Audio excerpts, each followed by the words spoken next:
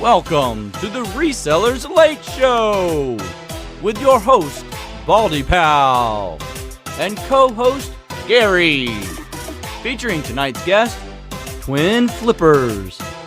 And now, here's your host, BaldyPal. That picture. All right, everybody. How are you doing this evening? Welcome to the Resellers Late Show. Gary, how are you, my friend? I'm doing well, Adam. How are you, sir? Were you laughing at that picture of my body head flipping? I am. It's really the crazy eyes is what gets me. So yeah, that's every time. It's BaldyPal flipping. You get it? Or yeah, picking? I'll be honest. I love the picture of me. Like that. That's a sharp picture of me. That's a sharp picture of you, my friend. Picture. Look like 007 undercover agent. My that's friend. right. Yeah, I like Excellent. Well, I am so glad that everybody has come out to join us tonight.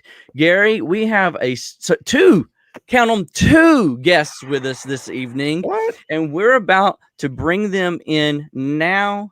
Their names are Jermaine and Tremaine of Twin Flippersz. Give it up, everybody. Here we go. All right. Now, did you hear that clapping that time? I did hear that time. Yes. How are y'all doing tonight, guys? Welcome to the show. Well, thank you. We're doing well. Thank you. Doing pretty good. Awesome. I am so glad we're able to get y'all on the show because, hey, the biggest part of it is that y'all recently came together, right? I mean, as far as YouTube's concerned, if I'm not mistaken. And I think that's awesome. We had couponing with Jermaine, and if anybody watching doesn't realize, that's who this is. This is Twin Flippersz, Jermaine, and his brother Tremaine. Thanks so much, everybody. I appreciate you. And so I just got the first question I want to ask you guys. You ready for this? How long exactly have you been twins? Good question. I'm sorry. I just had to. Couldn't resist. So, I stopped counting after like 25, but we are 28 years old. Yeah. I am the oldest by 5 minutes. All right. There was, you are older. Do you hold it over his head all the time? I do. He acts older, but look, you know, that's like, just an act. That's hilarious. So where y'all currently reside from? Go ahead and do a quick introductions, if you will. Okay, so we are currently residing in Columbia, South Carolina now. So we are kind of sort of around the corner from a lot of resellers in our local area. And we've been here ever since I moved back from college, and he's been here. So since then, we've just been doing our business together. Yeah. Good deal. Tremaine, real quick, have you been reselling for quite a while, or you just recently gotten started with that? Well, so I actually have a reseller background. Professionally, I worked at Goodwill, the e-commerce program. I worked online, so the same thing we all do, but just for the Goodwill. Okay. Yeah, so I worked there for 2.5 years, shipping. And also listing, picking, all of it actually. So whatever prices were set and whatever auctions were going on then, I know the prices, so I know the inside. So I actually have a reseller background of 2.5 years before I actually resell for myself. Ooh, awesome. You got insider knowledge as well. Yes. That's right. Inside baseball, ain't nothing wrong with that. Nope. Awesome. Hey, Jermaine.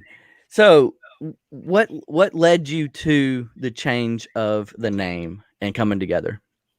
Okay, so first of all, shout out to all my couponing community because I couldn't do it without them.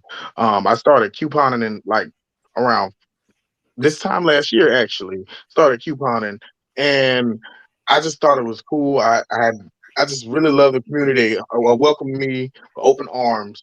So as I was couponing, I started going in thrift stores for some reason. I started like saving money actually couponing. So I just started like watching other videos, YouTube and watching couponing. Then like resellers like came in. Like I just they kind of go hand in hand, don't they? Yeah, they kind of do go hand in hand. And I was still at Goodwill while he was reselling or getting into it. Yep. So it kind of worked. Yeah. So as the transition was kind of smoother, so I just started just going in thrift stores and just looking around, and I had to change the name because I stopped couponing. Well, on YouTube and video, like I stopped recording me couponing, and I just started recording like reselling a lot. And I just really thought that maybe to kind of create a staple in the reselling community, and so people can like really look at me more serious. They wouldn't, be looking at couponing with Jermaine. They'd be looking at twin flippers, So I just really kind of wanted to be like, counted in the reseller community, other than just, being, oh, he's just a couponer. That makes a lot of sense. It really does. I mean, you got started with couponing, which, to be honest with you, I commend you for that, because only for a short amount of time did I even look at couponing. I was like, that's not for me. I'm out. Peace.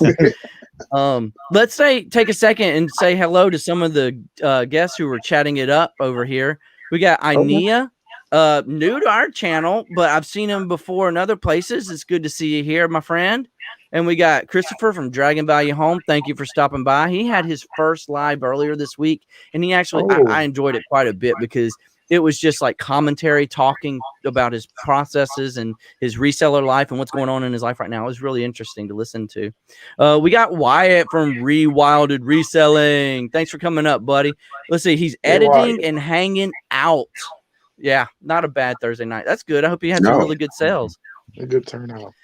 We got a question. We got a comment real quick for you, probably, Tremaine, about that. Seems like a good hustle as an eBay seller, working at Goodwill and grabbing all the goodies as soon as they hit the store. So, okay, so that brings up a really good point. I have to assume that wasn't really allowed, right? Correct. So, yeah, no, I'm not able to. Let me just put that over here. Yeah, well, you just sneak it under that aisle here. I'm gonna overprice it by 200%. That's right. So here's the deal with working at Goodwill and buying from Goodwill. If you work physically in the warehouse in the back, you're not allowed to shop in that physical store that you work at. So you are allowed to shop at another store at another location. Thus, the products that you have here are kind of useless. But you do get a discount as well. You get the discount, but you don't work in the back, so you don't really know what's coming through. Well, see, he definitely does work in the back. Yeah, so my e-commerce department, we're the only one in South Carolina or Columbia. So what we would do is we would report to a warehouse in the back of the Goodwill, but it'd be just for the e-commerce section. So it'd be full inventory for e-commerce. It'd be a fence. It'll be a fence dividing the e-commerce department in the store section. Yeah, I totally get you. We wouldn't be allowed to actually shop in that store or online. How about this? You could call your brother to go and get it. That's just what I was about to say. That was the thing, but since they knew my face, your twins, they'll think right, yeah, they knew my face. That's hard to hide. My face, they would jack the prices up. Oh, yeah, they see him, they knew what he was coming in for. You going in disguise? Like, yeah, right. I was, Dragon Value says, if you donate things to Goodwill that give you a 25% discount coupon, seriously, at least where I live. Okay, so he says if you donate to Goodwill, they give you a 25% off coupon. Yeah, where do you live, Dragon? Because he's in California. Oh, yeah, and their prices are high in Cali. Yeah, prices are high at Goodwills in Cali. Here's a really good question that was on my list, so I'll go ahead and ask it now. How long have you been selling, and on what platforms are you selling on? Okay, I've been selling on and off for like 10 years. I started actually, I sold my first thing on eBay 10 years ago. It was a Coogee shirt, and it was a desktop computer. I didn't know what I was doing with shipping, so it was a hot mess. It probably didn't make it to about like 3 months later. I got flagged. My PayPal got taken down, but that was 10 years ago. So I started back with a fresh slate, 10 years later. But on and off, it's been like OfferUp, Craigslist, Let Go, selling old phones, speakers, anything that was like still value that I didn't want. So I was selling on and off, but just like we just started getting serious with reselling last year. So now it's Macari, Depop, Citizen, and Facebook Market. Facebook Market. Yeah. Awesome. Hey, Tremaine, go ahead and flip your mic down again real quick. Let's see if we can get rid of that echo. Okay. Kittison. Now, I honestly have never heard of that. Is that like Macari? Is it like eBay? What is it like? Etsy? It's like Macari, but for kids. It's like just kids' clothes. Like moms go on there, and I can double and sell like women's clothing on there. Right now, they're only doing like moms' clothing. That's the category. So it's just nothing but like kids' clothes. We sell kids' clothes here, so that's an extra market. So I got you. Citizen is a big help. Wyatt says it's really cool because I've always wondered if any Goodwill employees ever noticed resellers and thought about doing it themselves. So that you're walking evidence of that, right? Right. Yeah. Remember we got them pallets? We had got some pallets from Goodwill before for like $40-$50, and we would look through them, and like the Goodwill employees, they knew us because we'd go there like every weekend and just look through the pallets, and they'll give us back like $10 if we clear the pallet out there and give them back their box. So we just had the employees and the managers in there like looking through stuff and getting stuff that they wanted. Like if y'all want this antique, China cabinet or antique like glass, like the pallets just have all kind of just miscellaneous things, TVs, and we just some of the stuff we didn't want, so we donated it back then and there. So we let them have we let the staff have first pick of what we didn't want. So like they started getting into reselling after that. So it was a whole circle. Whole cycle. So wait a minute. You went to Goodwill. You bought a pallet full of donated materials, products. You emptied out what you wanted out of it, but then just gave back to them what you didn't want. So correct. Did they just put it in another pallet and sell it again? Yep. I'm sure they did, right? Yeah, no, we literally put it in like our pallet. They didn't into their pallet. No, but they didn't.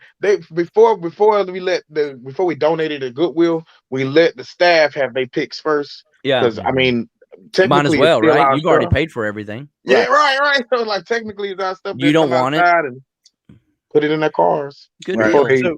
Well, let me ask this question real quick. So, what is the general sort of attitude toward people who are pickers coming into Goodwill? Because I always think, it's always this weird thing I say to Adam. It's like, do we have to sort of be kind of undercover here a little bit? You don't want to show your hand or anything like that, or you pretty much that guy, he's in here every other week, or every other day. We know what he's in here doing, that kind of thing. At Goodwill. I'm sorry, Tremaine. I thought that was actually the employee. You are the employee. So basically at Goodwill, there's the same employees and then there's the same customers. And usually those customers are there too. The older women are usually there, get little cat sweaters, and then they know who's there every day looking to get whatever. So some of the employees usually they are in that back warehouse, and it's kind of like Death Pile Central. It's like the capital of Death Pile, which is the back of Goodwill. They don't care what they're just priced over the tag. They don't give a damn. Unless you do go around when it comes down to electronics. Electronics, they are kind of picky with electronics. They'll look up some things. Certain things they are hip on. Especially with e-commerce, and there's a lot of things. Put it like this: you guys aren't supposed to have half the thing that you have because it's supposed to go to the e-commerce department. Gotcha. Immediately. Well, what that's I wanted to add was at Goodwill, not so much. At Goodwill, some of the employees, especially the manager, they'll be happy sometimes to see like certain resellers here in South Carolina. From my experience at Goodwill, like they'll go back and tell us like we go to the Goodwill, and they'll be like, well, we have like 10 Funko Pops in the bag that we hadn't like priced yet. Y'all can get it for like a certain price, or we glad to see y'all because we spend like the amount of money we spend in there. It was like we like valuable customers to them. That's good deal. We would never have that kind of luck, right? And that's why I wouldn't have told you that because I kind of finessed them in saying I was already a Goodwill employee. Yeah. So they already, but we spend so much money with them, and like we're like there almost every other day, and they like, want they enjoy seeing us there. We don't make it like unpleasant. We take back the carts after, and the like out in the we do our we do our justice. So, I do my part too. I always return the cart. Gary, Right. Dragon Valley Home wants to know what kind of cigar have you got? This is the Oliva Seri V Milanio, which Ooh. is it's really good. My God, I think it won Cigar Aficionado's Cigar of the Year in 2014, if I recall correctly, and I can see why. It's really good. I love anything by Oliva, so always a winner. If you're a cigar smoker, Dragon, pick some of these up. If you aren't a cigar smoker, start with some of these. You'll really like it. You'll get hooked on this. Christopher, you got him started. I'm gonna have to stop him. Nia, BaldyPal, congrats on 365. You'll be at 549. Hey, appreciate you so much. You helped. You recently subscribed. I appreciate it. My goal is 2K by the end of the year, and the reason why is because I want to shoot big. Shoot big. That's right. Wyatt says, "Yay! Honestly, I live in a really small town, and I probably spend more money there than anyone else that lives here. The employees have always been really good to me. Mm-hmm. And if I'm not mistaken, you said you're in Columbia or near Columbia at least, right? We're in Columbia. Yeah. Y'all are the two of you are really close if you didn't know it. Oh, okay. Shout out to South Kakalaki, North Carolina. We only get folks from South Carolina. I don't know what it is. I know, right? It's like I mean, we must be on like at the South Carolina hour or something like that because we only get folks, it seems like, from South Carolina. There's just a bunch of them, Gary. I'll say this too. I love Columbia. I've been to Columbia a couple of times for business, and he's in Batesburg. It's Batesburg, Leesville, fantastic town. Yeah, I absolutely love Columbia. Yeah, I need to go back to Columbia. I haven't been there in about 2 years. After looking at like these other YouTubers and their videos with like going in Goodwill, like our prices are like fairly lower. They do find like California, they do find like better stuff there. Well, I wouldn't say better stuff, but like it's niches. Like they say, like they do the Disney thing because Disney's there in Florida. Yeah. I mean, at least, so it's different niches. And we do golf a lot. Like they held a lot of golf tournaments and like tennis tournaments as well. So like we found like a lot of golf stuff here and a lot of like sports stuff. What are your prices like? Like, do you have standard prices for like what I would call flat prices across the board for like polo shirts, pants, shoes, or do they like see the name brands and add a couple dollars? How do they do that? Certain stores specialize in certain things. Okay. So we have to go to a store where like their clothes will be a set price, like you said, like for $150, $250 for collar shirts, $1 for regular t-shirts. Now, then they'll have like ones that's because they compete with the stores around them. So we have some that compete with boutique stores. When we get there, their clothes are a little higher, but their electronics they are lower because they don't specialize or non-existent at all. So it's about like which store you actually go to. Yeah. So it's not a set price. But our mom and pop thrift stores, they basically have set prices like all day, every day, The shirts, shoes, $2, $3, so they do have a good set price. Salvation Army runs shoes for $1. Like they do have set prices though, the mom and pop thrift stores. Okay. They run for who had who did you say? The Salvation Army actually had like I put a story on my Instagram. It was like 3 carts. They have racks, but all those shoes on the racks, they're not $1. They had like 3 shopping carts. Yeah, like maybe once a month, and full of shoes. That's $1. Yeah, man. On a day like that, you don't even have to be choosy. No. Yeah, they would run brown bag specials here. You remember, Adam? We would go in there sometimes, the Salvation Army, and they would say anything you could fit in a brown bag would cost like $5-10 or whatever. I'm painting my IKEA bag brown. That's right. That's a big brown bag. Yeah, go get one of those big. Christopher, I'm telling you, if we keep talking about cigars, he's never gonna stop talking about cigars. You're right. I could do literally a whole podcast on just this. Back in the day, I used to try a cigar too, but I don't smoke it anymore. What the heck? Does it stop me from asking? That's right. Absolutely nothing. Does it? Yeah. But those are really good prices. Our prices are, I wish they were standard. But they're not. They've got back to your question, Gary, about you wonder sometimes if the Goodwill employees can pick out the resellers. Well, whether they can pick them out or not, they know it happens and takes place. So that's why they I think they actually, in some way, shape, or form, with the new barcode system, that'll tell them what products is actually on that barcode. Right, yeah. They're definitely I'm sorry.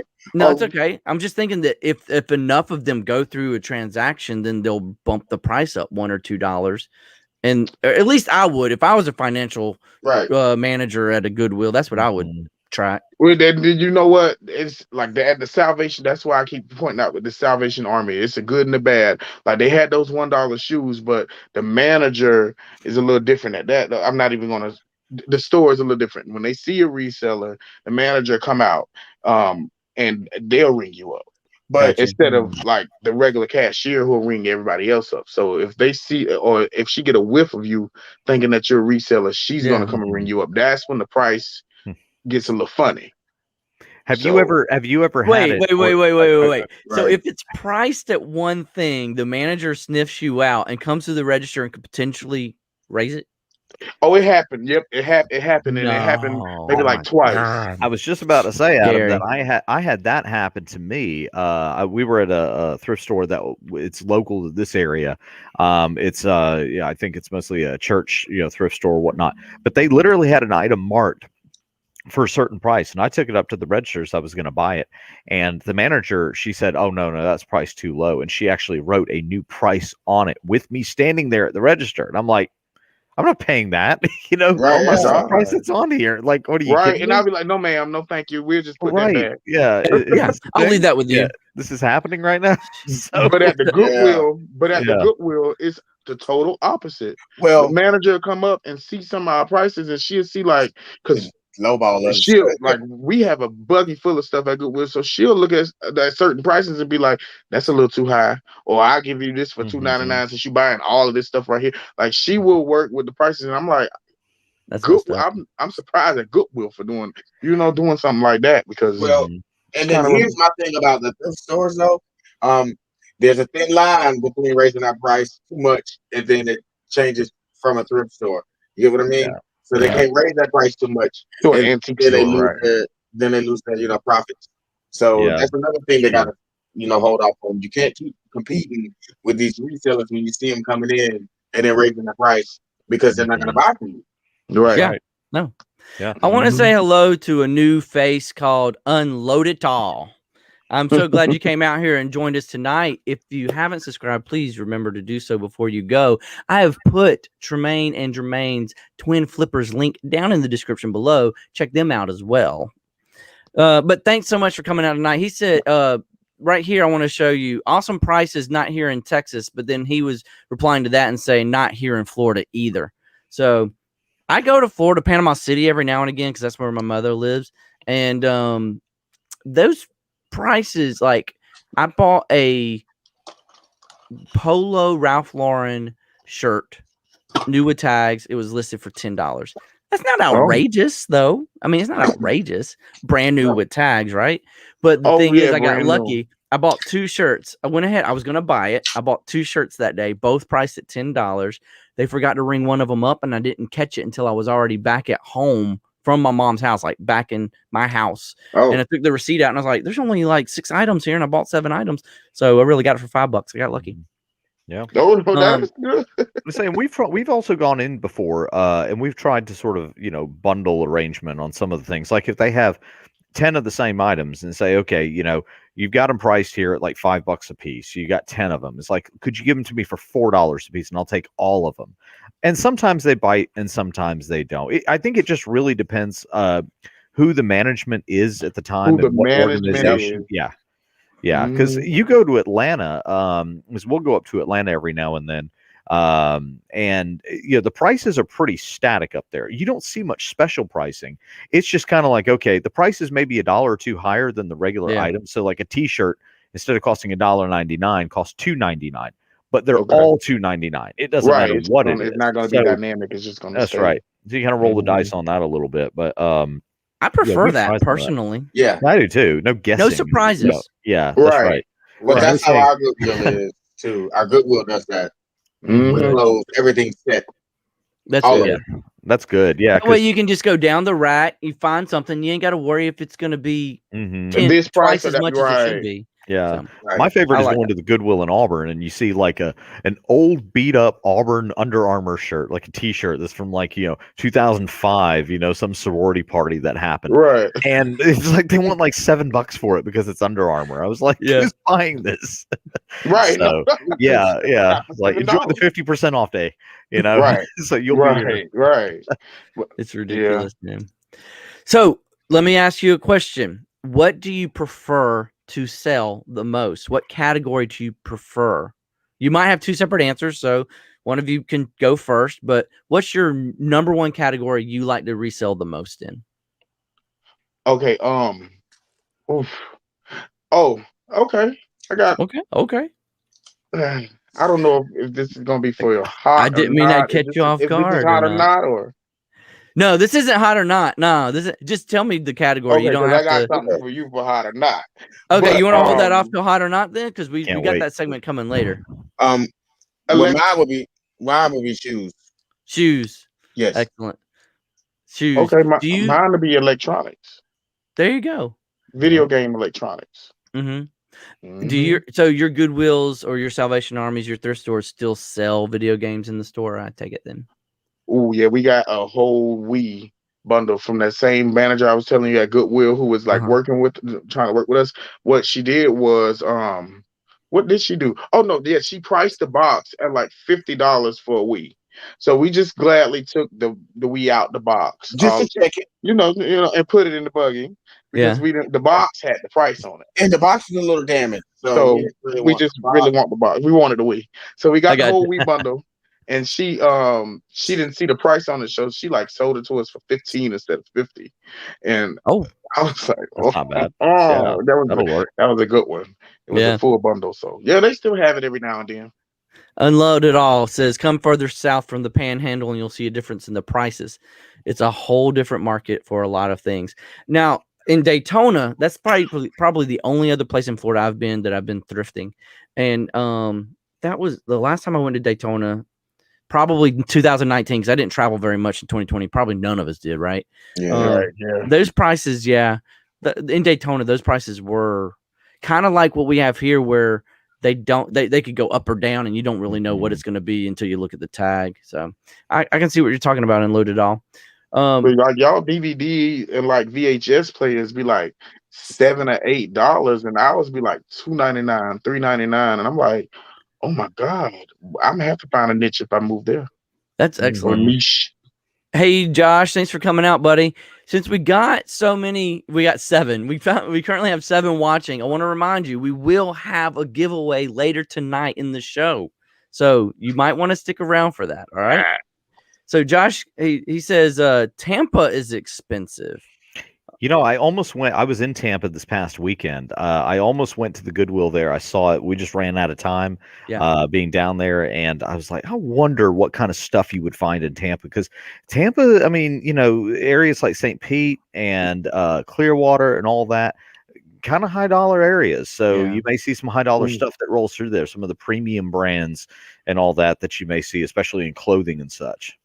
I can totally empathize with where you are in the country and the prices are up or down, right? I totally empathize with you because eBay's prices won't go up or down, Right. I'll find I don't know, let's say a FootJoy golf shirt here at Columbus for $4, and I can probably list it and sell it for $20, free shipping, easy. But if it's $8 in California, and I lived out there, I would be buying a lot less FootJoy shirts to flip for $20. You know what I mean? Yeah.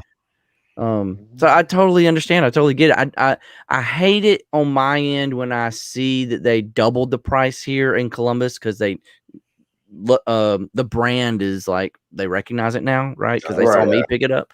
But it's like that all the time in different places. So,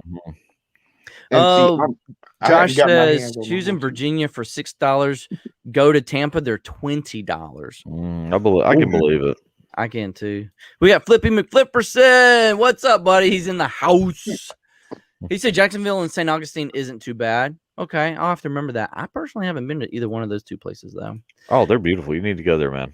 So our shoes have gotten crazy here in Columbus, Gary. I know you're hitting Salem and Auburn mostly, but like Nikes, there's $20 minimum now. Jeez. Oh God. There's a new thrift store that I've been hitting up in closer to here.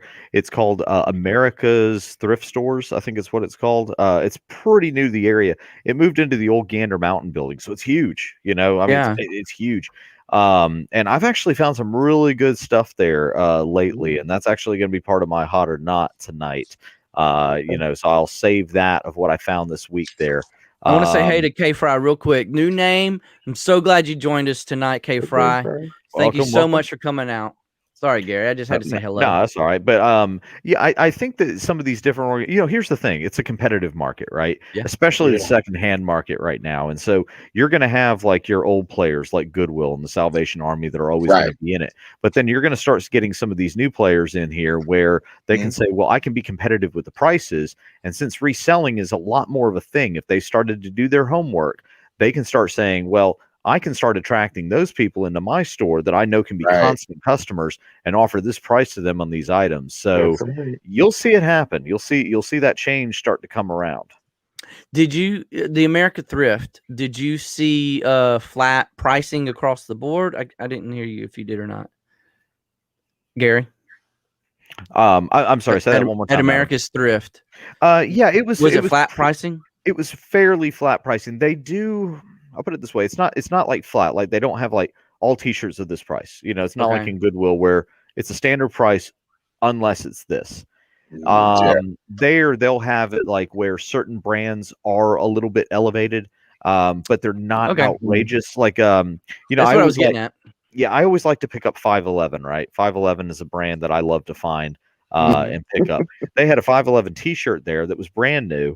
And they were selling it for $5, and I was like, because it was only going for like about 16 or so on eBay. And I said, if I can get that same shirt for $2, then it's a bit of a difference. But and the thing is that maybe it's there on half price day, and I go now. They also have staggered half prices or staggered pricing for their sales. Like they'll have one color that's 50% off, and then another color that's 30% off. Yeah, I was do that too. Yeah, that adds a little bit of variety to it as well. Flippy says there's an interesting flea market in St. Augustine, which makes me wonder: do y'all have any flea markets near y'all? Yeah, we got indoor flea market and an outdoor flea market. Two outdoors. Oh yeah, two outdoors actually. Yeah, you're right. What kind of success do y'all have there? It's massive. The outdoor flea market, that one, it has everything. They sell from fruit to socks, cell phone cases to electronics, puppies, snakes, iguanas. Right. Sounds like here. Indoor in Phoenix City, Alabama, they sell chickens and goats. Oh, we do have that. Yeah, that's true. We do. Our indoor is getting a little smarter. The indoor is actually starting to do more online things. Okay. Yeah. Still on Facebook Market. Well, that's why my Goodwill doesn't sell any video games anymore.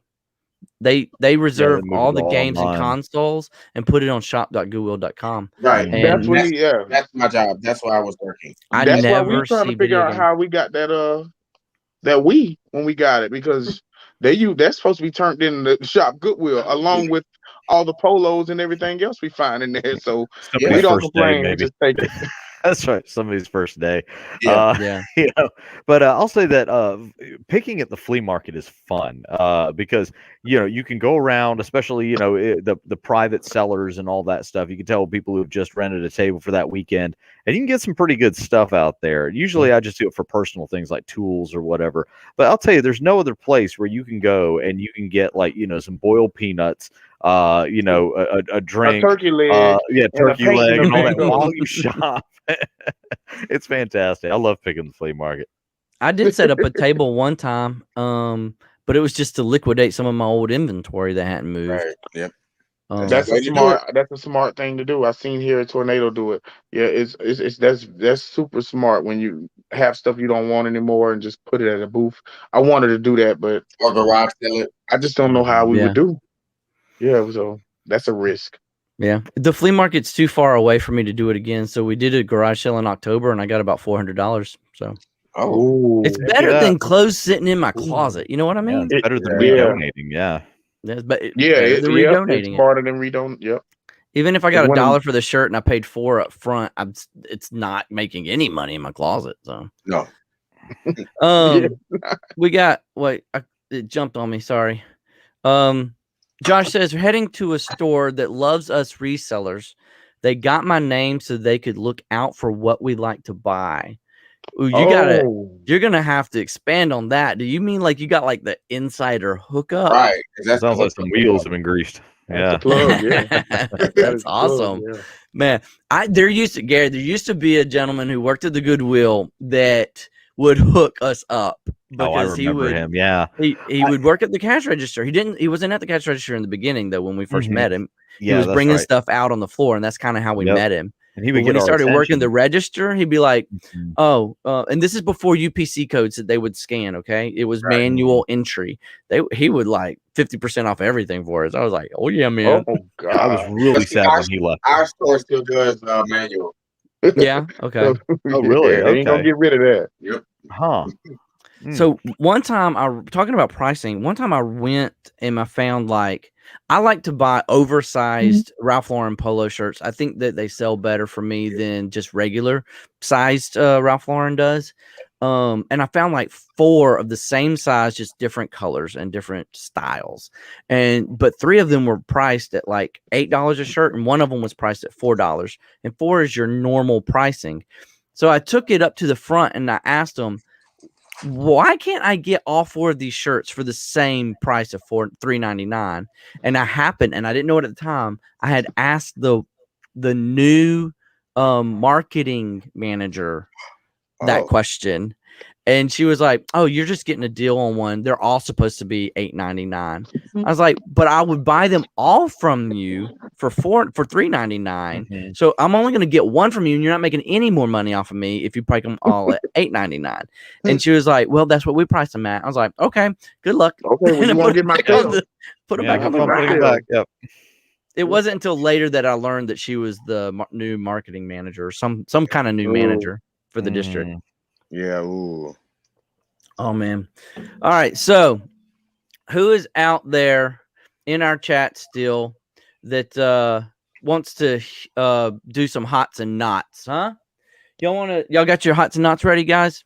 Yeah. Yep. All right. We'll keep the conversation going, but let's go ahead and do our hot and not segment so that I can find out more about what Jermaine was referring to earlier about his category he likes to sell.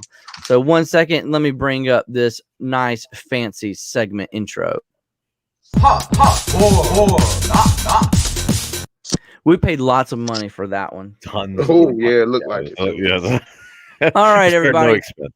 This is the hot or not segment where we like to talk about hot items, products, categories, anything that we suggest that we think you should definitely be on the lookout for, aka a bolo. And this is the not segment. It means that either we've tried it and it flopped and failed, or it used to be really good, but now it's just taking a nosedive and it's not any good anymore. So we all have a hot, we all have a not, but we're going to start with our guests. Who wants to go first? Jermaine. Go with your hot and not. Okay, so I'll start with my not first. Sure. My not would be Vera Bradley. Yeah. I'm with you on that one. Yep. Miss Vera, man. I have bags of Vera Bradley. I have a big bag full of little bags of Vera Bradley that I've been using as a pillow lately. Because That's I brilliant I use need of an it. inventory space on my rack. So it's been there since actually the first time we thrift, we picked up a Vera Bradley. We sold maybe 2 of them for like $5 or $7, brand new. So yeah, that's a not. Yeah. It's a not for me. Good So, call. yeah, What's your hot? not. My hot. Yeah. And what's it's your with you because I've seen the video that you had and y'all was in the thrift store and y'all walked right past my hot. It was we said that would happen one time. We said that would happen eventually. I think I know what you're talking about. Ab circle. Yes, I knew that's what you were gonna say. You seen those comps? I don't know what comps you was looking at, but I had to go back and look at the comps and like nobody. I don't sell mine with free shipping. You got to pay $30 for shipping for me each time, and I'm selling it for $100. How much was it? I think it was like $15. It was $15. $30. Yeah, it was originally $30. And I was like, oh my god, he didn't pick it up. I was like, I didn't pick it up because the comp I was looking at said 145 free shipping and then like 50 plus shipping. And I'm like, to me, 15 into 50 plus I got to store it. I got to find a box big enough to ship it in. Yeah. I'm going to have to make a Franken box for it for sure. we got tired of Franken boxing, so we kind of like just invested in like bigger boxes. The box that it goes in. Yeah, that can fit that and our ab lounges. But 150 plus free shipping maybe 160 plus free shipping. That's kind of the price for me, because I'm looking only to get the most is 100 for a used one. Sometimes like maybe 130, 150, because I started selling like DVDs and extra parts for mine. But 150 and then ship it plus free shipping. That's shipping $30. You'll be getting what, 120 off of that. And I know it's a risk, especially shipping. Shipping storage. It can be an arm and a leg. Shipping can be a what when you're trying to pack that thing. Okay, so ab circles are your hot though, right? Yeah, that is my hot. Ab circles are my hot. I didn't mean to ramble on. No, it's cool. I guess what I was getting at was it's a hot if you're willing to take the risk. If you're willing to put, exactly. That's It'll good. be a hot. And we don't mind putting a little, post fix to our reasoning there, So right. That's awesome. Right. It's some reasoning behind it. So let me say hello to Justin. I think it's Justin. Is it the flipping accountant? For some reason, the name Justin came to my mind. If I'm wrong, I apologize. Correct me in the chat. I really appreciate you coming out tonight, my friend. He says he needs a pair of headphones so he doesn't feel left out with the rest of us. All the cool kids wear headphones, man. We do. I see in the chat also Flippy McFlipperson says for hot, he's got it. He says Sitka gear, which is crazy expensive camo and hunting. Yes, it is. If you ever see this brand, pick it up. I've never seen it though. I had one example, and I'm just going to tell this real fast. I found it was a Sitka jacket. It was like a vest jacket, right? Yeah. Nice. And I had never heard of Sitka at the time. And again, I hunt and all that, but down here it's more like your Real Tree, scent lock, different camos like that. I know Sitka makes gear. Usually you can find it at Bass Pro, Cabela's, other hunting stores like that. And I want to say, and don't quote me on this, but typically it's used more if you're hunting like up north or out Midwest because of the patterns they have. But anyway, so I bought this vest and it was for $10. I bought it for $10. When I got home, I noticed that the pockets felt a little bit full. So I reached into the pockets, and inside the pockets were a pair of Sitka gloves. Oh, I thought you were going to say money. No. I wish. No, I have had that happen before. But there was a pair of, it may as well have been money. I had a pair of Sitka gloves, and I had a Sitka hat that was in there, like a beanie hat. Sold the beanie hat. Yep, sold the beanie hat for $30. Sold the gloves for $50. Sold the jacket for $100. And you paid how much? Yeah, I paid $10 for all of it. $10. $10. So that's yes, a good story. If you can find it, yeah. Josh says vintage sewing patterns are hot. Yes, they are. In a little baggie. I seen some on Facebook Market. I'm gonna go message that later after this. I assume that you have to open them and make sure that they haven't been cut and stuff like that, right? Some of them sometimes are cut, which is the way they like it. Some of them are small packages that are squares that you just put on like things. A lot of things are just sample patterns too. Which is weird. I would have never guessed. So Tremaine, you got a hot and a knot you want to share with us? So I have a knot. My knot is LuLaRoe clothing, period. LuLaRoe, LuLuRoe? Yes. Something like that. LuLaRoe? Yeah. Which is mistaken for Lululemon, yes. No, okay. I can see. I wouldn't have made that mistake, but I can see how some people could. Well, some people buy a whole pallet, Jermaine. It's a person's roll. We're not going to call Thinking it anybody was out, Lululemon. Jermaine. Thanksgiving's gonna be awkward this year, man. Oh, yeah. Hilarious. Yeah, Lulu Roll. Oh, you was about to say Lululemon. Yeah, he was. Unloaded Hall says he's so anti-exercise he had to Google ab circle just to find out what it was. Look, me too. I didn't know what it was, but it looked so easy in the thrift store to do. I was like, okay, it's fun too. So I pick it up, and if it don't sell, I take it. But it's sold. So What's your hot, Jermaine? So my hot, and every time some people will walk past it, it'll probably be in the shoe department. It'll be Crocs for me or Brooks. Crocs, huh? nobody walk away from What Brooks. Crocs? Brooks. Yeah, you know what Brooks are. Yeah, I'm wondering what Jermaine's talking about. Nobody walks away from Brooks. Do they? I do if the tread is worn out. Okay. Well, I sold 2 pair this week for $30, even with a bad tread on Facebook. Really? Marketplace, yeah. You showed him a picture of the tread, right? Yes. You're on the bottom every time. Yes. Good deal. But Crocs, that kind of surprises me because I would have thought that like it would have needed to be a specific model or design or It something. is the Croc itself, the name brand. So many people try to sell non-Crocs or non-clogs Right. that look like them, and that's also a copyright 0 on eBay. But it goes so much with the name brand. And anytime we put up a Croc, we sell it. Yeah.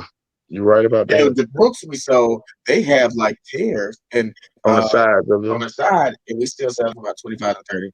Okay. Good deal. I want to show Josh says a knot is Skylander figures. Oh. And if you're not familiar, that's a game that's on many different consoles and it's a little tiny figures. But Josh, I will tell you this, while the figures may not pull very much, there was one, it just skipped my brain. You get the little traps. That's what it was. Trap team. Skylander traps, the trap team. Those are good. Trap squad. Yeah. So the Skylander traps, those can be some money. That's not my hot though. I got a different hot. Gary, go. Hot or not? I'm going to do the hot first. The hot is the one I was telling you about that I actually picked up this week at that American thrift stores. It is a company called London Bridge Trading. They make, I always like to, I always like to pick up military gear. And again, especially being close to Fort Benning here, we get all kinds of really good military gear, especially, with some of the certain schools that are here, like Ranger School is here, Sniper School is here. So you get a lot of the really, really good stuff. Well, I found a pair of London Bridge Trading Company multicam knee pads. All right. They're literally knee pads like you would wear, like, if you were going to go kick down a door and shoot bin Laden, which is really cool, right? So anyway, I bought them for $3.99, and they are currently on eBay for sale for $130 for a pair of knee pads. So, and the thing is that London Bridge Trading does all kinds of tactical gear. If you find their backpacks, if you find their chest rigs or anything like that, any kind of gear like that, LBT is usually how it's abbreviated on the little tag. And it doesn't have, the thing with military gear is you're not going to get big flashy logos on things. No. For obvious reasons, right? So usually it's on the tag. Usually on the issuing tag, they'll have whatever it is built in as part of the serial number, or it'll be something else. Like one time I found a Patagonia jacket that was military issue. And they apparently only issue those to the tier 1 operators. So again, the Delta Force and all that, those types of teams will get gear like that standard issue. And again, they go for really high dollar whenever you do find them. So that's my hot, is London Bridge Trading Company. What's your Wrote not? that down. Yep, you got it down, Jermaine. Yep. Okay, Write it. LBT. My LBT. not not BOT. My Knot is going to be a brand that's trying to revitalize itself right now. It kind of was hot at the time, but now it's kind of it kind of went out of the way, and now I think they're trying to revitalize it, but I don't know how it's going to do. Is Salt Life? Yeah. I mean, Oof. Salt Life used to be really, really big. I mean, their shirts used to sell pretty well. You used to always be able to find them. And Adam and I actually here in Columbus, Georgia, I want to say that Salt Life has a headquarter, a company headquarters here. So there was actually an outlet store that sold Salt Life shirts here for like 50 cents a piece. Do you remember those days, Adam? Yeah, and so we would pick them up for almost 90% off. Yeah, next to nothing really. And then we would turn around and sell them for $20. Now, good luck trying to sell them for like, $10 or $12, and they're going to charge a little bit for them in the store. So I would just say stay away from, Salt Life right now. Maybe if the brand comes back a little bit stronger and there's that desire and push again for it, then, go ahead and pick it up. Yeah. Well, car decals will sell better. Salt Life car decals. I see that more than I see the clothes now. So I agree with that. 100% agree with that. Yeah. Yep. Everybody lives in landlocked areas, but they're Salt Life, Right. Welcome to South Carolina. Right. Yeah. Right. Could you say that the Salt Life is dissolved? Oh, geez. Salt Life has dissolved. That's what I told you, man. I mean, on their website, they have everything 50% off. So, yeah. I mean, I'm pretty sure they are dissolved. Yeah. Jesus. All right. So, Josh says Columbia is dropping in prices too. I've been saying that for a little while. Columbia hasn't. That was going to be your second knot, wasn't it? Yeah, that was going to be my knot as well. There you go. Okay, I think that would be a good knot, to be honest with you. What's bad? Go ahead. No, go ahead, Gary. What's up? I was just going to say, I think Columbia makes a good product, but I think the thing is that they were so high priced for so long, and there was so much dumped on the market that now in the secondhand market, it's just flooded with everything. I mean, I go in and I find Columbia shirts, all the time, but the other thing too is the thrift stores always think that they're gold. They equate it with Ralph Lauren or Under Armour or whatnot, and they think they're high brands, and then mark it up to $7, $8, $9 a shirt. There's no meat on the bone left. So in Noonan, the Goodwill in Noonan, I remember when we went one time, their Columbias that we found 5 or 6 of them. All of them were $20 a piece in the Goodwill store. Yes. Anyway. Yes. Well, my hot is Jurassic Park figures. Oh, I love those. Yep. I actually have found a couple recently, and I sold one instantly. But I got some right here. Anyway, they got a little stamp on their foot, if you can see it there, to help identify them. But the Jurassic Park figures sell pretty good. I have this one listed for 30, and it's got several watchers, and I'm going to list this one for 32. I'm sure 30 also. I'm sure it'll get some watchers as well. And then I found a Indoraptor. It was called the Grab and Growl. It had batteries and made noises and lit up eyes. It actually it could have gone for about $60, but I wanted to move it quick, so I listed it for 50, and it sold within an hour. So look out for the Jurassic Park toy figures. And my knot is kind of along the same lines as Gary's hot, but just a different brand. All the tactical we got around here, I like to look down the line pretty quickly of the pants, and I can pick out like 511, just like that, because they're different from the rest of the pants on the rack. But one that always gets me is Proper. That's a knot, but it looks so much like the 511. I get that heart racing. Ooh, I found a good one, and then pick it up and it's Proper, and you're like, crap, put it back. Yep, no good. 511. I would stay away from Proper tactical gear. I mean, I True won't Spec even. is another one that's along those lines of Proper. I mean, they're like 511. They supply to the military, or they're sold in military stores that cater to soldiers. They're good for training. If you're somebody who goes to the range often, or you're an outdoorsy person, they're great pants. I mean, I like them. I have a few pairs of them, but as far as reselling, Adam, you're right. Honestly, if it's not 511 or Arc'teryx in that sort of realm, probably best to walk away. That's what I wanted. Yeah, 511 Arc'teryx. We walk away from a lot of clothes now. We got too much. Yeah. Well, I wouldn't say too much, but we got a lot. We have a lot. I agree. Unload it all. It's always amusing to look at our Goodwill's boutique rack. Mm. Do we? Mm. Would our glass cabinets be considered our boutique racks, Gary? It'd have to be because they got actual stores here. Yeah. Yeah, I suppose so. And the stuff that they Boutique, put behind like Goodwill the with counter. nothing but go. Yeah. Yeah, Goodwill in has Hilton Head, South Carolina, they have a whole boutique with like they sell like the Gucci, the Louis, all the like that Louis type of Vuitton stuff. and stuff. Yeah, Wow. Aside from the shop Goodwill online. Okay. Okay. That just wow.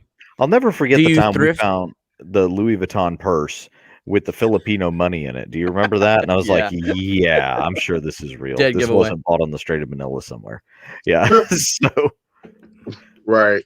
I found a not Gucci at the Benz before, so Not Gucci. yeah. Fuji. And one in the display rack at Goodwill too for $15.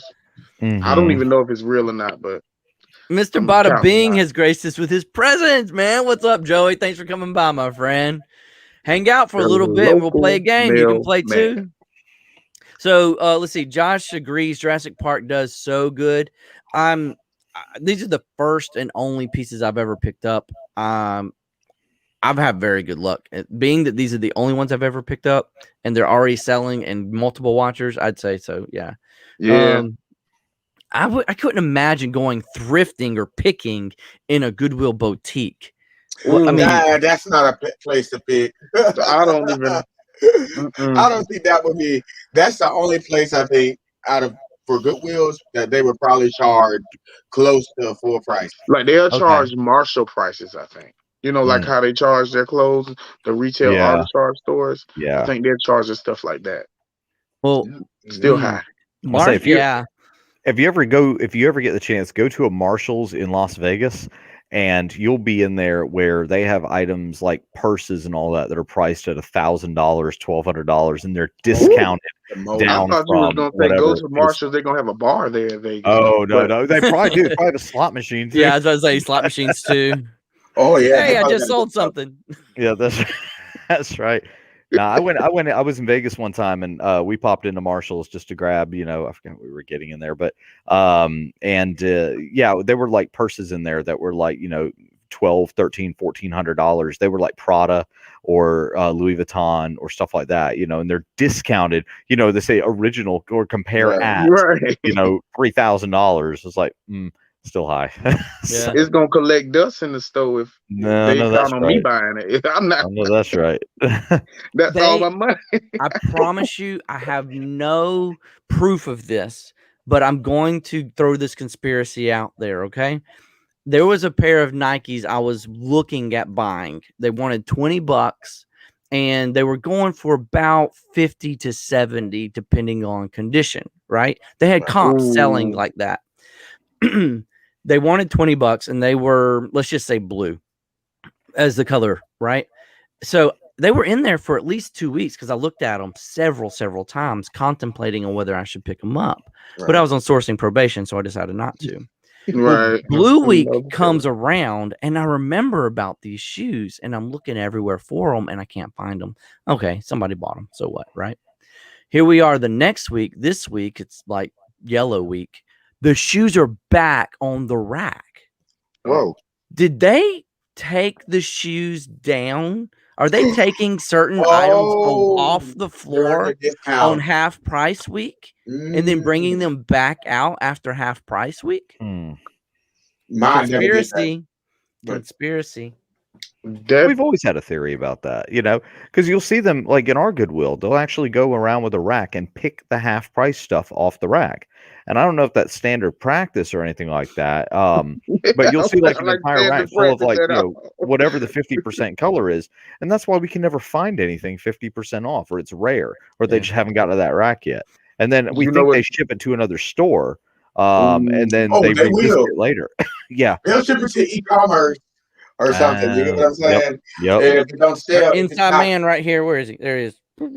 Tell us, when they take it off the floor, do they take it to a outlet store at that time, or do they move it to a different store? What do they do? Tell us. Okay, so if it's off the floor, it better have been sold to someone. And then if it's not, I can still hear you. I muted Jermaine because I think I heard a small echo. Okay, yeah.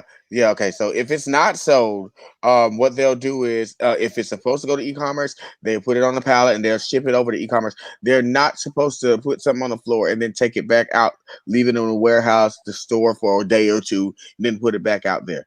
Some probably do that. Most certainly, I think they do, due to the fact that now they have a competitive market and they know it due to COVID. Yeah, and they know it so much because when COVID hit, they doubled our shift. They started adding new people to our e-commerce department. They added a whole new shift and a whole new thing. So they upped the ante on internet sales, meaning they probably upped the ante on the actual store too. I got you. And competitive parts. That's crazy, man. I don't doubt that. Let's say hey to a few new friends real quick. We got Brian. It's Brian, I know, of Boris and Natasha Whelan and Dylan, but the thing is, I don't know who's behind the keyboard, if it's Brian or Natasha, right? So Moose and Squirrel. Welcome to you both. Welcome to you both. Thanks for coming out, my friend. Yeah, unload it all. Sharon, he said you're sharing some Goodwill secrets. I almost couldn't get that out. I was about to say, this is like the Goodwill Secret Show. That's what we should call this. I mean, you're getting inside information here, folks. So yeah, that's tell your friends to jump on over here. If they're not already here, well, obviously, if they're not already here, they'd already be here. But, tell your friends to jump on in and they'll get some good info on Goodwill operations and how, different things work and some of the questions that you may want to ask. That's it. Well, tell you what, guys, I am ready to play a game. We're going to play a Gary versus guest game, and I've got one ready for you. Let's go ahead and get this started.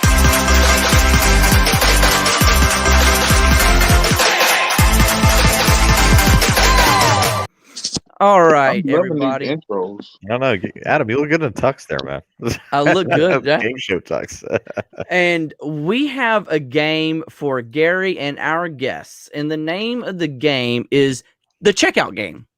And the directions are, Tremaine, if you don't have something to write on, Jermaine, Gary, get something to write on so that you can guess the price. I'm going to show you 3 items, one at a time. I'm going to tell you about the item. You're going to guess how much did this item sell for, and I'm going to write down your guess on my spreadsheet and track your answers.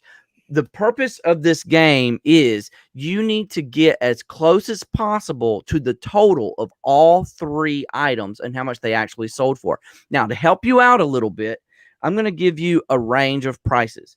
The lowest price possible in this range, that doesn't mean one of these items is this number. It just means they're all between $20 and $40, okay? That'll help you out in this game because it could get wild if I didn't give you a range.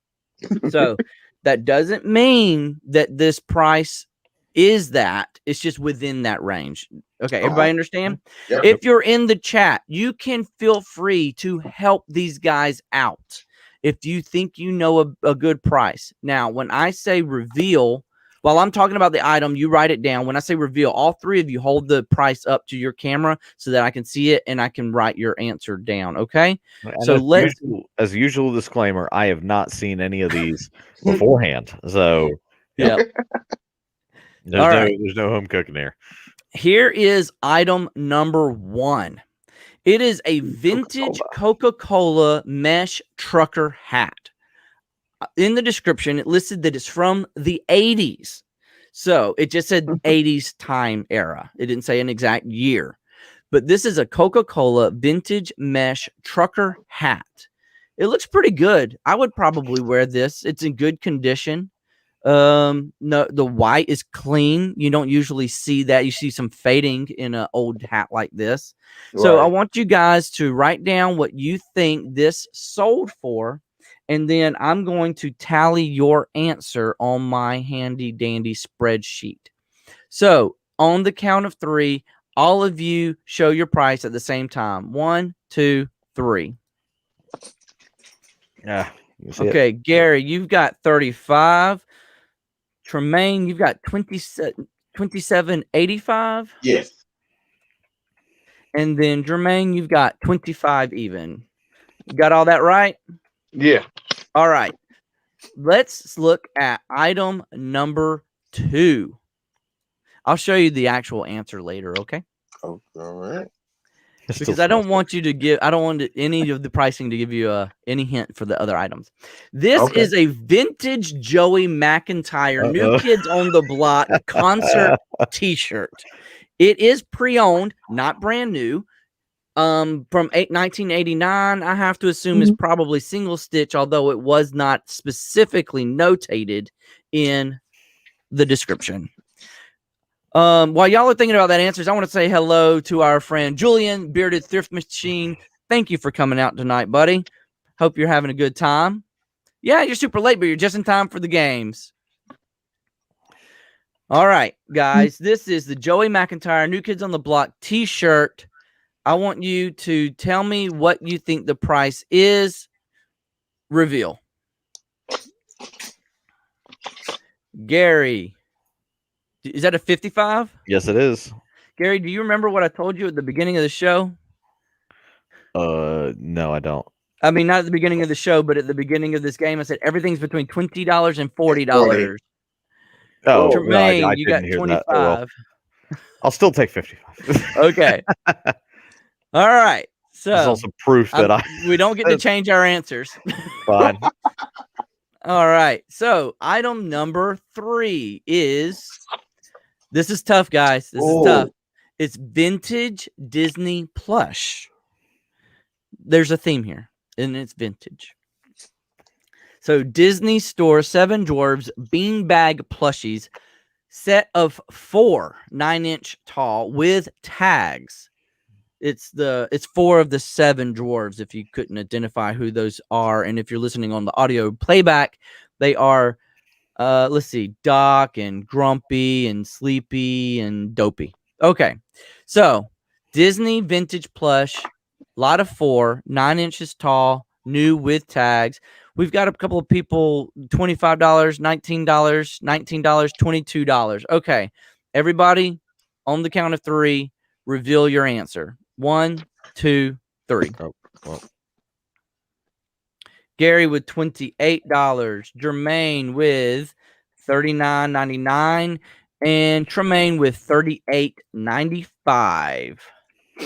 All right. So we are going to show you the actual prices of these items.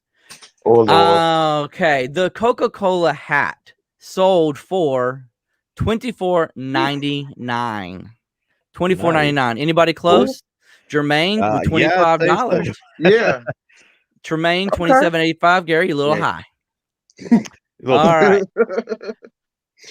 The next item, the vintage Joey McIntyre New Kids on the Block. I'm going to be high on this one. I'm just me too. I think you'll be high. $39.99. How much? $39.99. All right. Gary was 55. Tremaine $49.99. Tremaine at 25. You were all a little off on that one. Yeah, I'd say so. All right. And the third item, the vintage Disney 4 of the 7 dwarves. Did I say that right? Dwarves? Okay. So yeah, dwarves.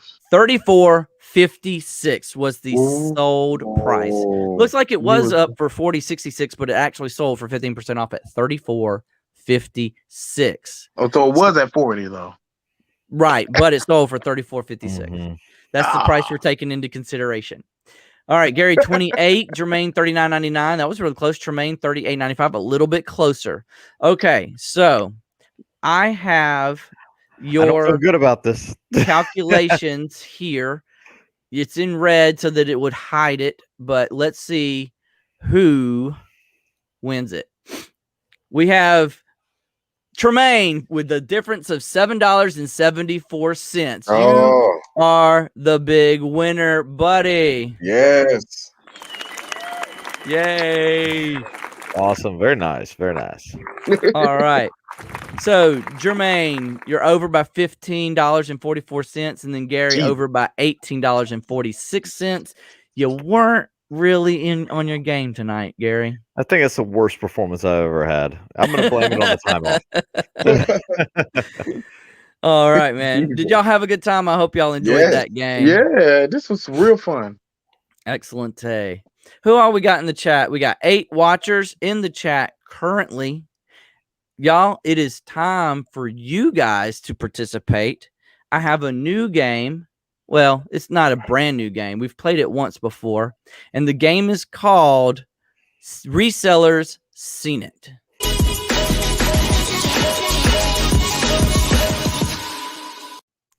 All right, everybody in the chat. This is Resellers Seen It.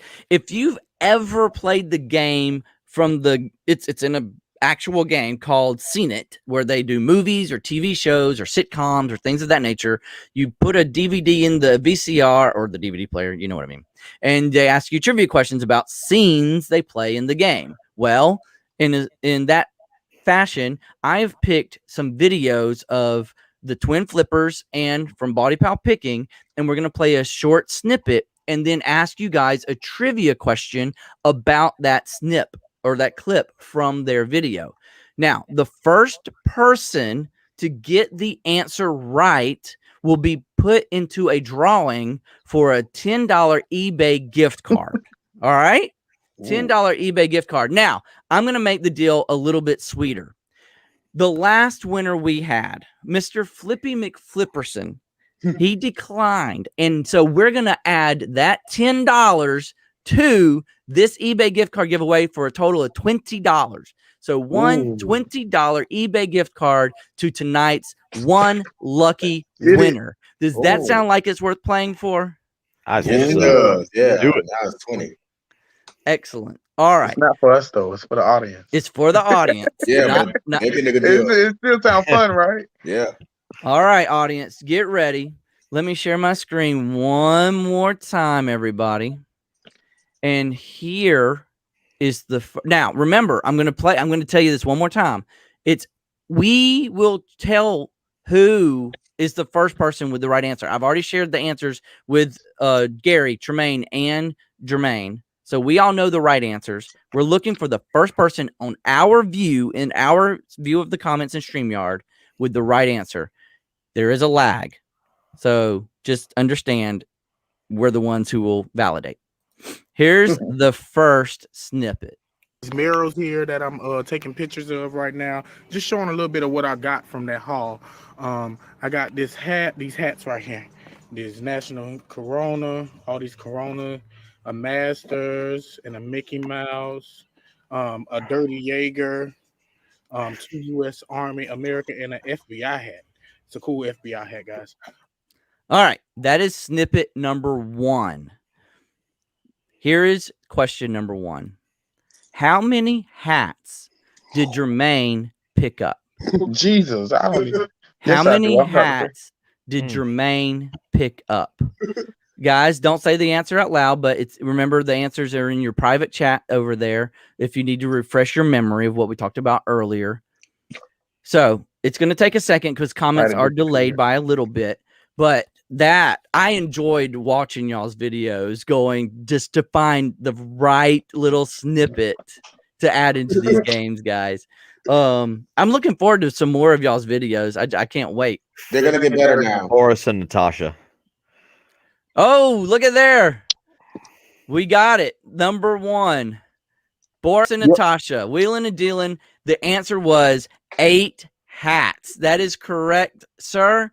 8 hats. We had 7, 7, 7, 8, 9, 9, and 10. But Boris was the first one with 8 hats. That is correct. So I'm going to go over here. And I'm going to add your name. I'm just going to put Boris and Natasha. And he's going into the random name picker after we're finished with all 3. Good job, Brian. Or Natasha. We'll call you Boris. All right. Let's get ready. I need to... Natasha. Okay. Let's go to the next video. Here we go. Uh-oh. Tremaine, it's you.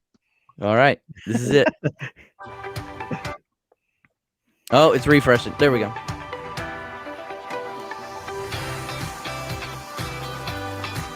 Well, this is one of the better quality videos. Oh.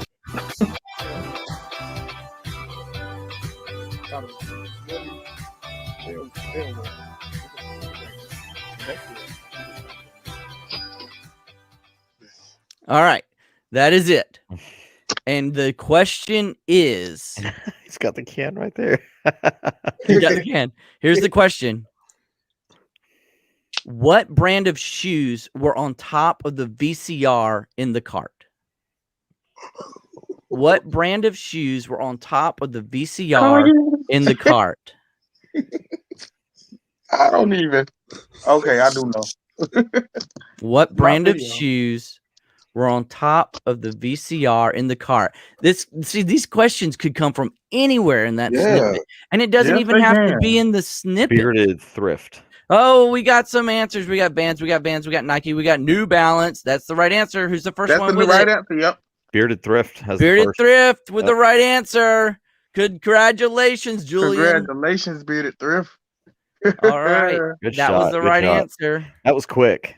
Like you That was really had quick. to, that was very I was quick. gonna say Brooks, but yeah, you was right. I didn't even All know. right. Bro. I'm going to add your name to the random picker. Bearded Thrift. Uh-oh. Spelled it wrong. Machine. All right. That's 2 out of 3. Now we've got one more. Joey about to be gross. All right. Me too. I mean, it's quick. If you're not, I mean, you don't know what to pay attention to in these scenes. You know, it could be about anything. I was really hoping somebody might think I was going to ask the question of the total on the end of the video. It was $108, by the way. Which twin was who?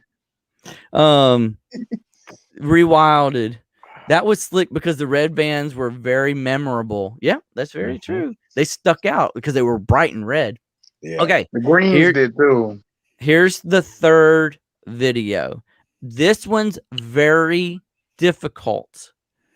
The answer is in the snippet. I'm going to give you a clue because this is that difficult. The answer is in the video, but you got to pay close attention. Here we go. This pair of Nike Air Max would have been a great pickup. They're a kid size 5.5, but that's a women's size. No, kid size 5. That's a women's size 6.5.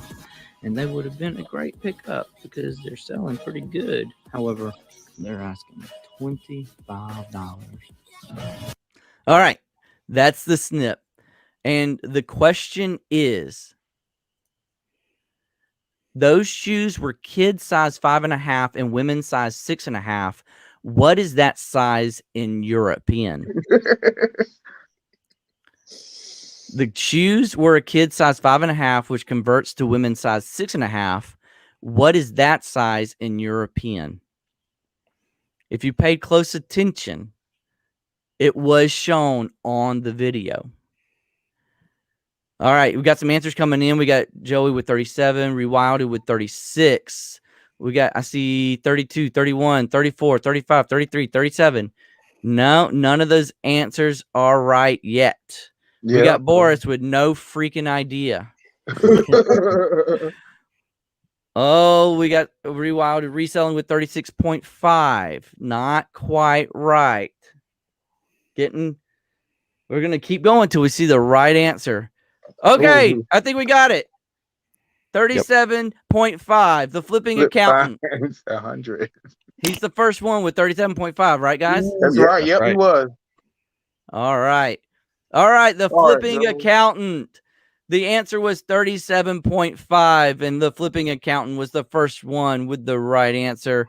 Let's add him to our random name generator. Or picker, I should say.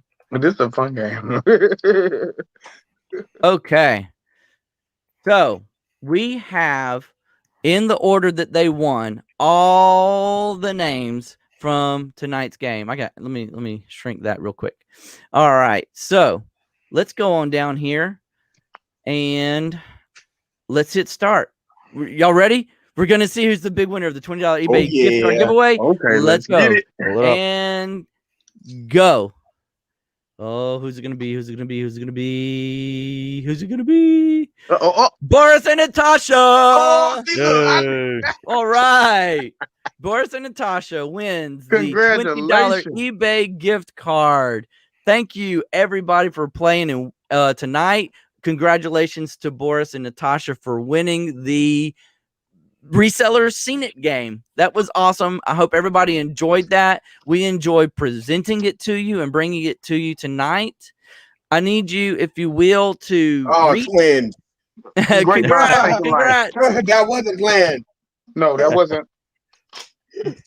Boris and Natasha, if you will, reach out to me either on Instagram or BaldyPal@gmail.com email, and we'll work out the details to get you that eBay gift card. All right, man, we've had a really good time tonight, and the chat is just chatting it up. I don't even necessarily want to do anything but keep going. So I got some more questions for you guys if y'all want to hang out for a little bit longer. Yeah. Okay, and that is what are your, I mean, it's 2021. You've come together now as the twin Flippersz. What can we come to expect from you on both YouTube and your eBay lives? You can expect more now. We are trying to up our quality as well as our quantity in terms of videos. Yeah. What you expecting? No, you're right about that, because it's videos. We're trying our best. We're trying to get it right. And we want to show people more so of what we have and what we're doing. We have a lot of things in terms of inventory. We have a lot of tips to give out, and I have a lot that I want to tell people due to the fact that I did have a background. So I do know you name what you want to put in the box, and I'll tell you what box it is going to ship it type of deal right now. You know what I mean? So I have the clue right on ship right now, and I want to let it all out, but in a better way and in a way that people understand. Yeah, makes sense. Awesome. Yeah. Sounds good. Video everything is what I say. Right. Upload the best of it all. Okay. Thank you. Expect more, and expect more content and more information within that content. Good deal. Joey says next time we do the game with the website. I love that. Joey, I think you're talking about the trivia game, if I'm not mistaken. The quiz game, yeah. Quiz game. Okay. We should have been your last show. We did that. We did that with Sal on the last show, buddy. And more videos from the twins. Yes, we want more videos from the twins. It's coming. I'm sure they probably got some already in the making, right? Yeah, I think we got a video coming out tomorrow. So, and you know what? I can't believe I actually have not asked this yet, but I just want to confirm. I think I know the answer. Would you consider yourselves full-time or part-time resellers? Full-time. Boom! Together they rehearsed. That's right. Full-time resellers. Excellent. So how many hours in the week do you get to thrift? How many hours do you find yourself thrifting? What, 1 hour or 2 hours every day? Or every other day? Total. Do you go every day? Do you go every other day? Yeah, we used to go every day, but every other day now. So you got. Go ahead. I'm sorry. No, go ahead. So about maybe like 4 or 5 hours. Okay. Different stores, like 2 to 3 stores. Do you guys usually go together, or do you? We go together and then divide and conquer. Yep. There you go. Cool. That's what. Okay, a mixture of what I was thinking. You go to the same store, but then divide that one store. Yep, and conquer. Yeah, that's why you know electronics and you know shoes. Yep. We split it up like that. Yeah, that's exactly. Are you on the same eBay account? Oh yeah. Yes. We do have a backup account, but we on the same account. We got it's a joint thing. A joint business, so we try to do everything together. So eBay is our base. So what we do is we'll list everything on eBay, both of us at the same time. And then I'll cross list on Facebook, and then he'll cross list on Macari.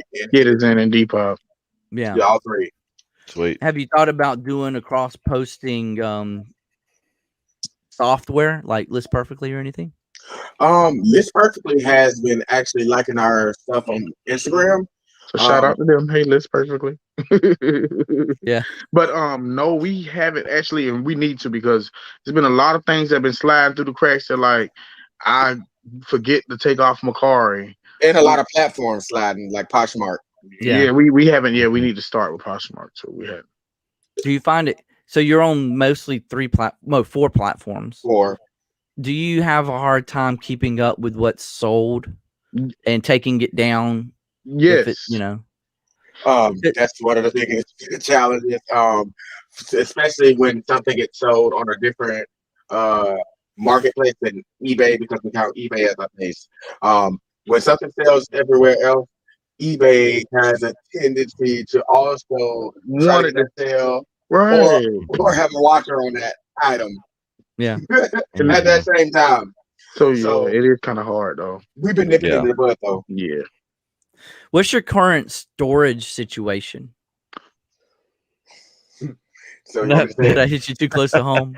So we was working on trees a while, and I think everyone saw that. Yeah. So we got rid of those trees, so we can go to get a storage area. We already have 2. We already have 3 actually sheds in the backyard, and 2 are already filled with our stuff, and 1 is our picture check area. Trying to get that down so we can go ahead and get a bigger shed out there, and we're also getting tractors so we can have extra room in our house as well. That's why all the trees are being cut down, right? Yep. Yeah. Okay. Yeah. Nice. People in the chat, anybody rewatching this video or listening to it in the audio, I have to tell you now, go to the horror movie, the short horror movie that they created.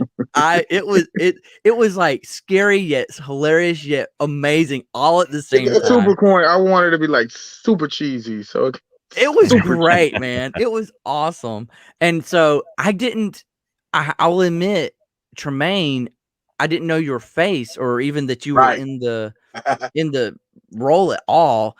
So I thought that the edit not to ruin it, but I thought the edit at the end was just you, Jermaine, in a good edit, a good cut mode.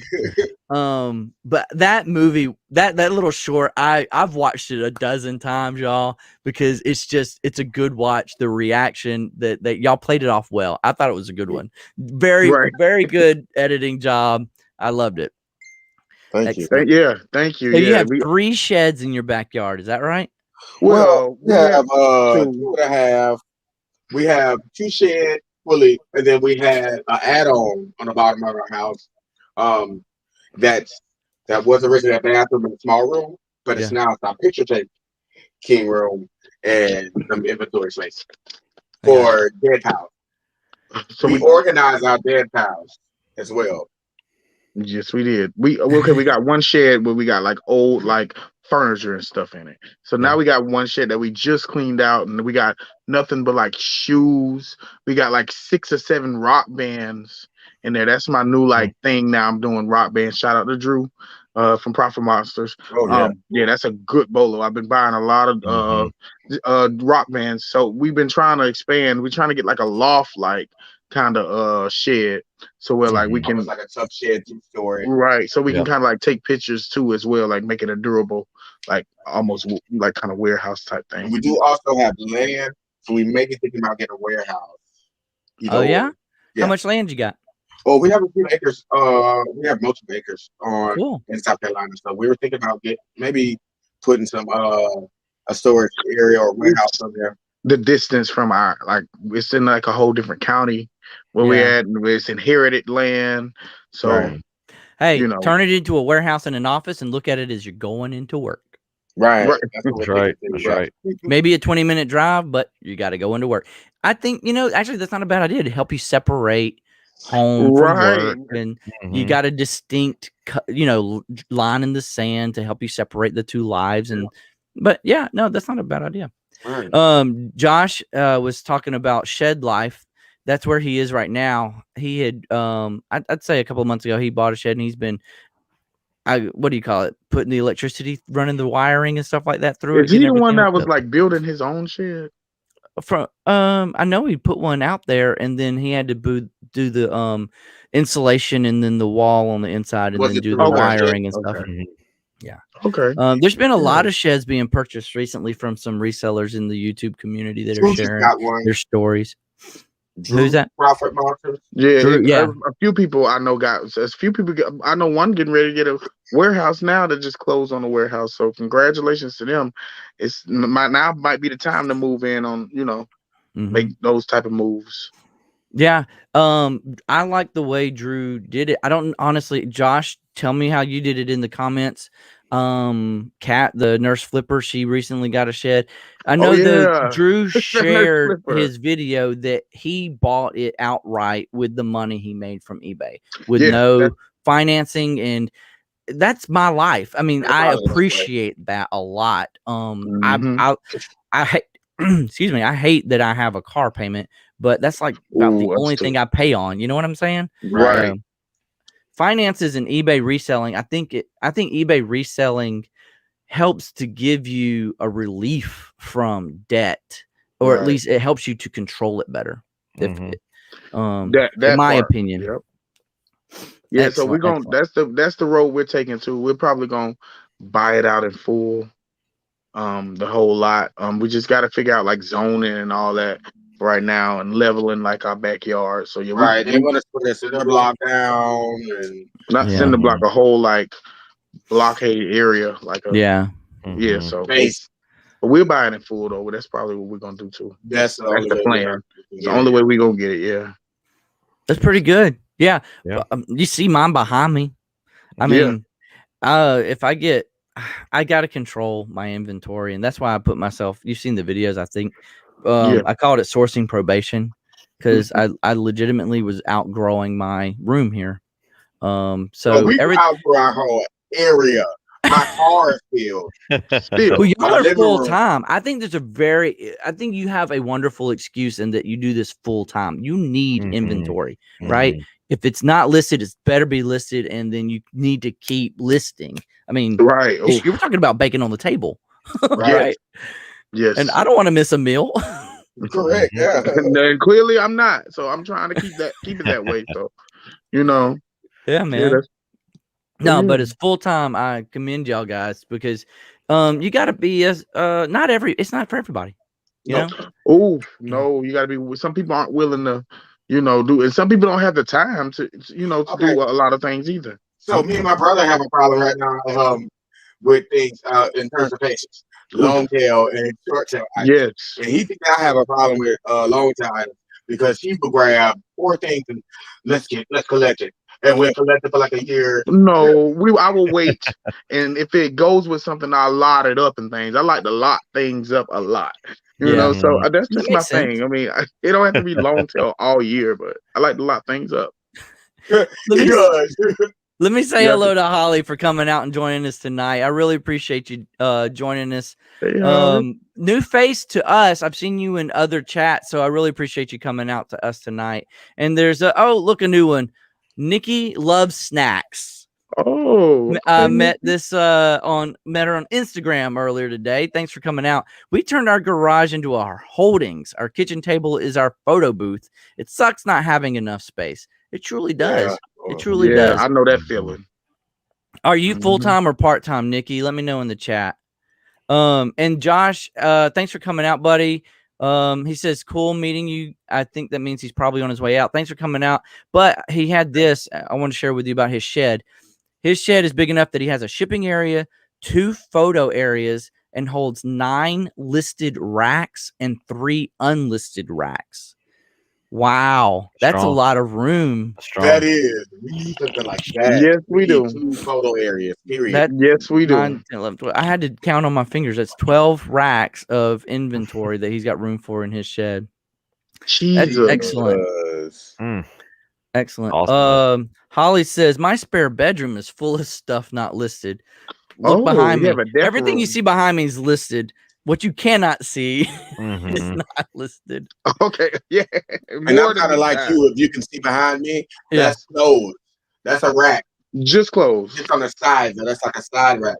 Yeah. Wow. Just closed. Yep. Is that listed or unlisted? That's listed. Good deal.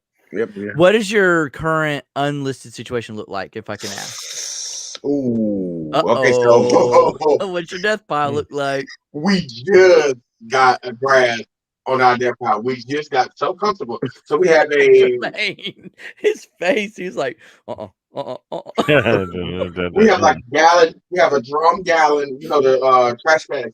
They come in drum gallon. We have our shoes. We have 2 bags, a drum gallon of shoes. They gotta be clean and clean. Yeah.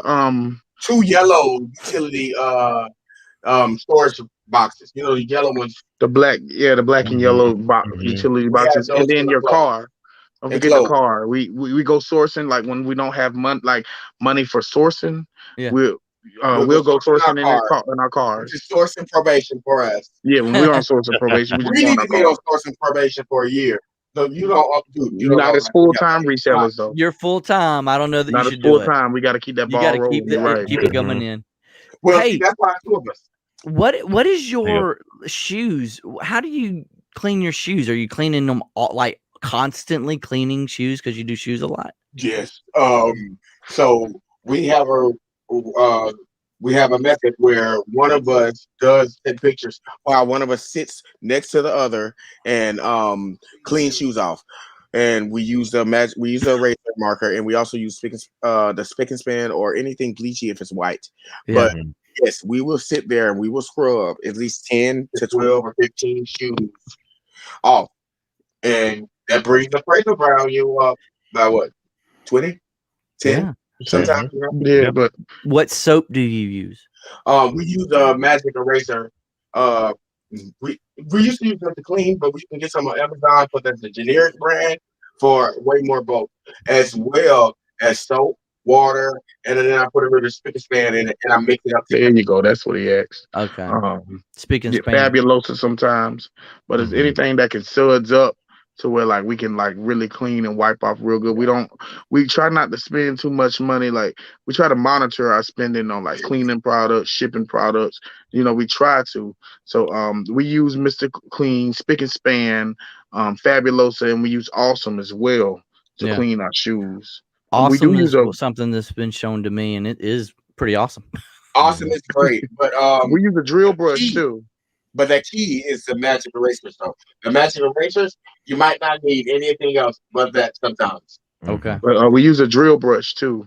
We'll get a brush attachment to the drill, and we'll get like the shoes, the groves, and the tread and all that. When especially for boots, we'll shout out to a Dean from Hustling Hooks because he hooked me up with that one.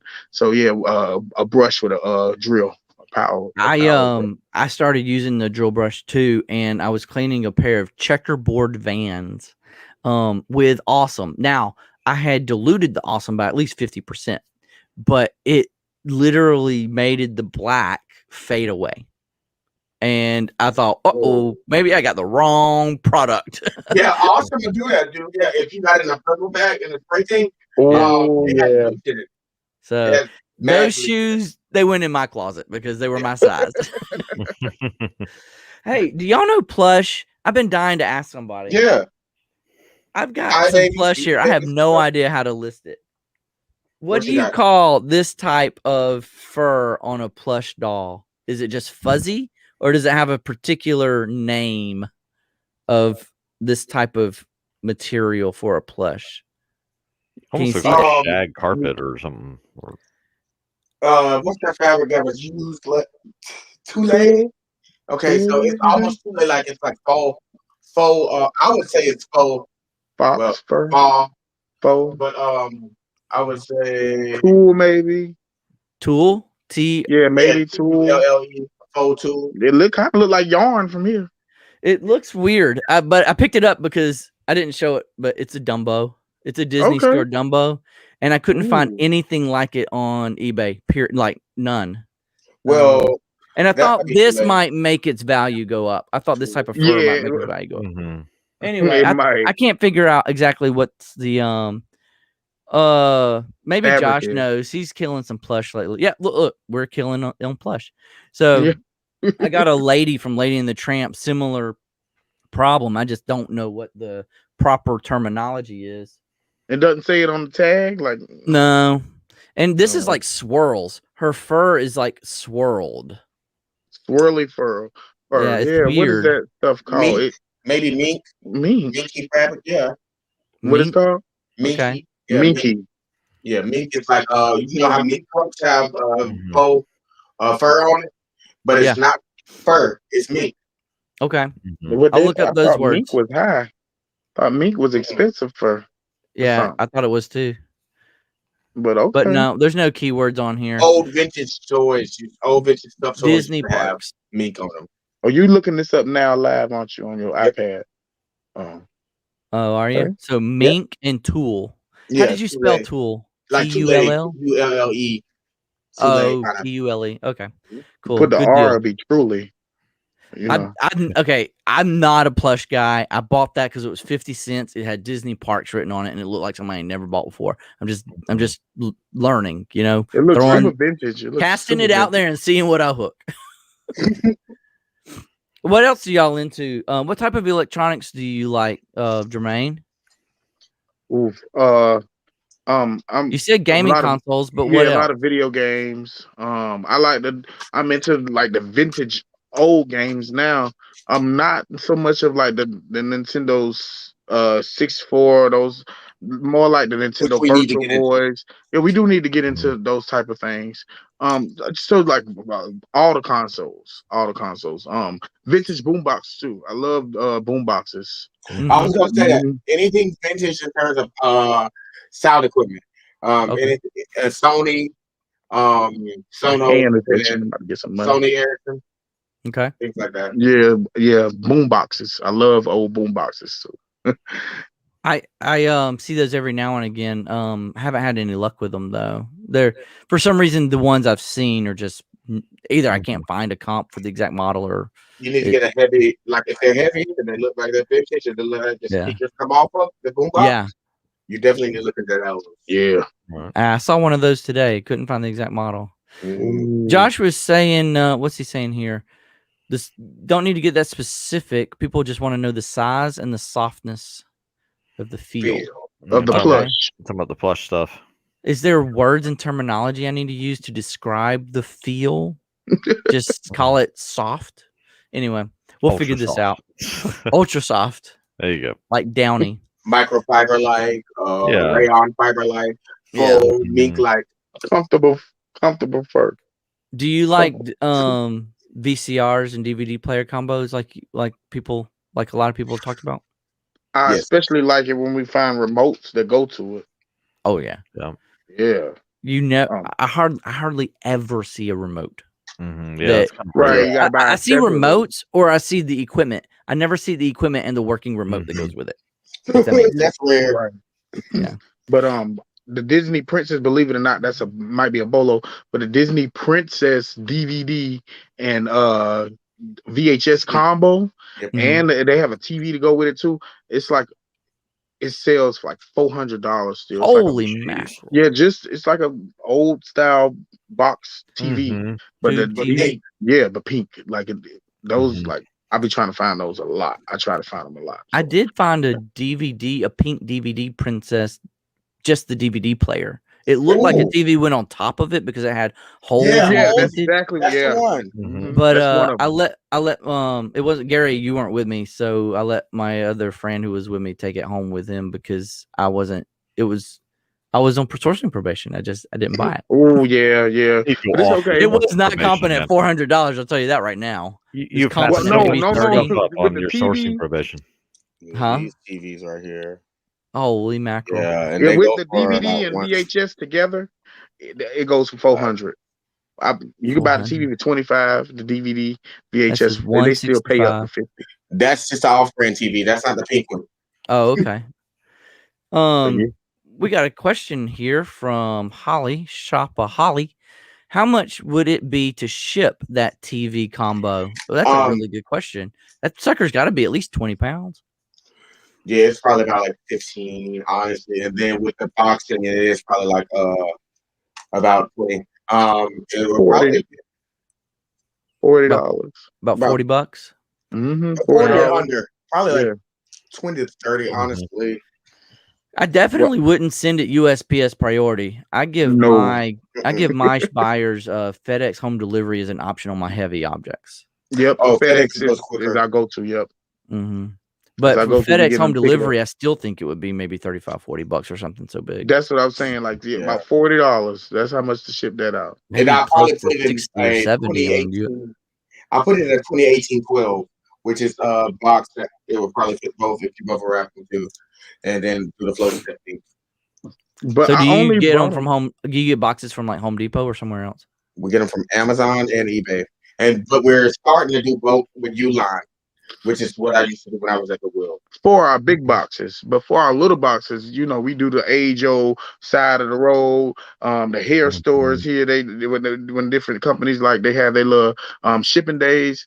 When the truck come, I wait for them to unbox this stuff and throw their boxes out, and we'll get them in that way. That makes sense. I've never been dumpster diving for boxes, but that I've heard it's very profitable.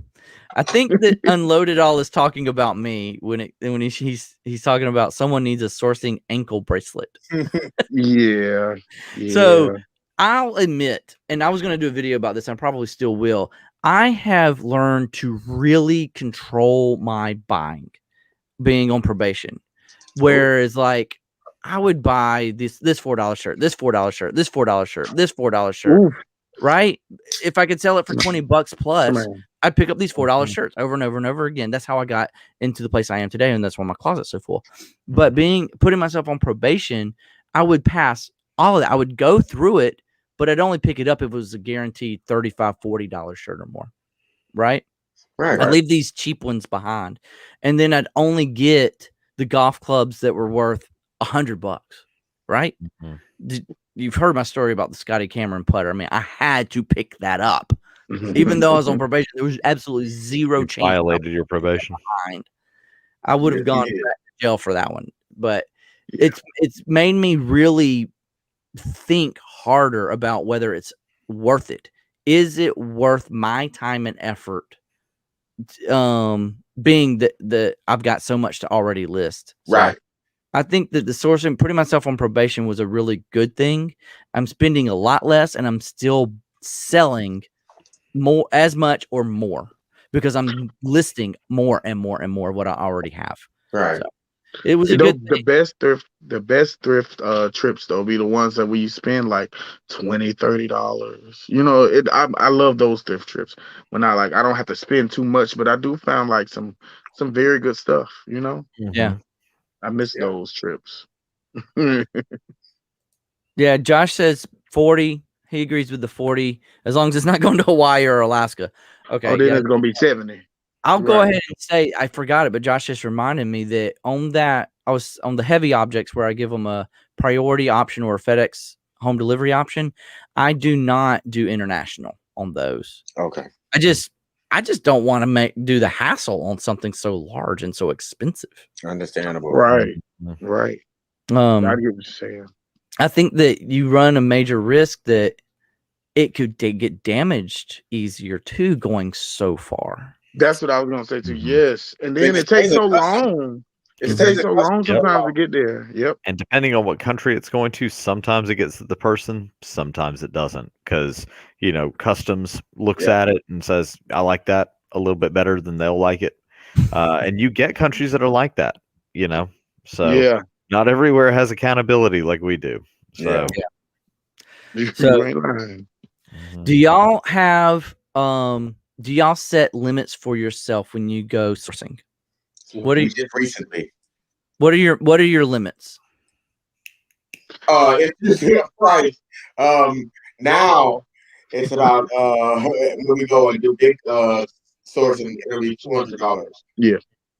Yes. Okay, so what about the ratio of value? How much you make? Okay. I know what you're saying. If it's if we have like on a budget, if we're balling on a budget, we'll do, if this item doesn't get us no more than like $30, that's like our cutoff. In terms of profits, yep. So we go $30. Yeah. So you're talking about a net profit of $30. Correct, not gross. Not a gross. Okay. Right. Yeah. Yep. But it has to be no more. It has to cost no more than $5 in the store for us to pick up if we're going to get that profit. Because we're not trying to just flip something and make $15 off of something and then we just make $10 after. $5, yeah, right. Yeah, that's not. I got you. No. I got you. I'm not trying to double my money. I'm trying to make my money back, then double that profit after that. You know what I'm saying? Gary and I always talk to each other about there's a big difference between spending $5 on something and making 50 versus spending $500 on something and making 1,000. Correct. Right. Yep. So the 5 to 50 is a better deal. The 5 to 50 is an easy pickup, right? The 500,000, you really have to think about that. Would you spend 50 to make 100? Right. It's a lot more for chips in the game. Right. Yep. And that's why I spent 50 to make 150. There you go. That's exactly what I did with this rock band a couple of days ago. So yeah, that's what I'm looking for. And back Gary, to what's Adam. your limit again? I always used to have a general rule, and especially as I, got started in picking a little bit more. And when I was telling Adam when I first got him into it, I said, try to make 4 times on your money or $25 on what you're picking up in Goodwill. Use that as sort of a guide. Think of that as a guide and kind of go from there. Some things are going to break that rule. Some things you're going to be, you'll take a little bit more of a chance on. But go back to your example of, you said, well, is it better to spend $5 to make 50, or is it better to spend 500 to and get 500 back as 1,000? Thing is that imagine you're tying all that money up. How much extra profit can you make off of the other amount of money that you had that you've invested now into this, waiting for this item to sell? Time is money, and if that item sits around for a little bit, you can make $500 on it in 6 months. You're right. That all that money tied up in it. So, and now if you have the money to spare on it, then it's all scalable. If you have a $200,000 reselling business, then you're not going to think twice about spending $500 on something like that and letting it sit for 6 months, because you'll know you'll get the profit back on it, right? That's just business, long-term business. But if you're trying to make money, to eat, to pay mortgage, to pay a car payment, to do whatever, you're going to want your money, a lot quicker than that. And and eventually, as you build your business, you can get the long-term gains. What we call it, Adam, planting seeds. We used to call it planting seeds. Some seeds grow quick, and some seeds take a long time. But when they grow big. But it's just about balancing that out to where you don't just have a bunch of long-term stuff. Otherwise, you're going to be sitting around waiting, and you're not really growing your business. You're just sitting there waiting, Right. So, which is why we have our bread and butter, which is our shoes and our clothes.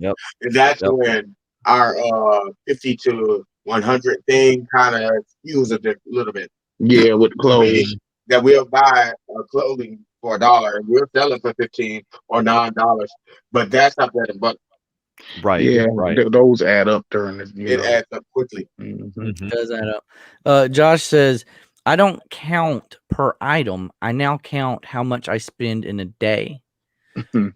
So if he goes out with a $50 budget, that's his budget. I mean, whether he bought 1 item or 20 items. Yeah. It's a good way of looking at it.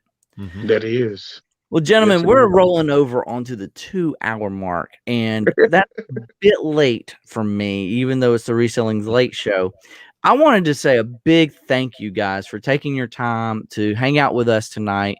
I've enjoyed talking with you and learning about how you have come together now with your YouTube channel, and you've clearly been together on your eBay a long time. You work well together.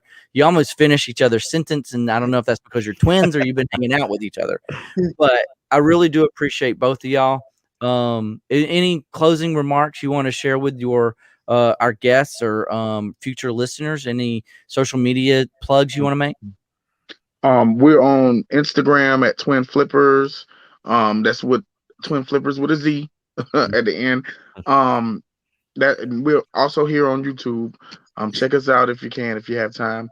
Just thank you. What's up, Sal? We shouted you out yesterday on our live, and we just want to thank y'all for having us, and thank everyone for watching. We didn't know who was gonna turn out, anything like that. We rather knew in the community. So we thank y'all for just having us. Absolutely, we do appreciate that. Yeah, I'm glad Sal made it too. It's right here at the tail end, Sal. You'll have to rewatch the whole thing. But thanks so much for coming out, buddy. Gary, anything you need to plug? How's your Jeeping going, buddy? Jeeping's always going great, man. It's always a good day. Actually put some new parts on the Jeep. There's a new video out there. If you go to Dixie Overland, that's our YouTube channel that chronicles our Jeep adventure for my wife and I, all the things that we put on our Jeep and the lifestyle that we're trying to enjoy with it, together. So yeah, that's my shout out for my my other channel. I like it. Tremaine, what I told you Gary gonna be sitting there smoking a cigar. You just said And he's 100% right. Cigar and whiskey. Classic video. That's all. I was grateful for it. Yep. Well, thanks so much, everybody, for coming and joining us in the chat tonight. I hope you enjoyed the games. Congratulations to our winner, Brian, from Boris and Natasha Whelan and Dealin. We'll get you your eBay gift cards soon enough. Don't forget to head on down to the description below where you'll find Jermaine and Tremaine's Twin Flippersz link to their YouTube channel. Take a look at that and subscribe while you're there. I'm sure they will appreciate it. And this is BaldyPal Picking. Appreciate you, everybody, coming out tonight. Don't forget to subscribe while you're here. And Gary's Dixie Overland. All right, everybody. Overland. Thanks all right, so much. See you guys later. I hope All y'all right. have a good All night. right. And y'all stay safe out there and have fun picking. We will.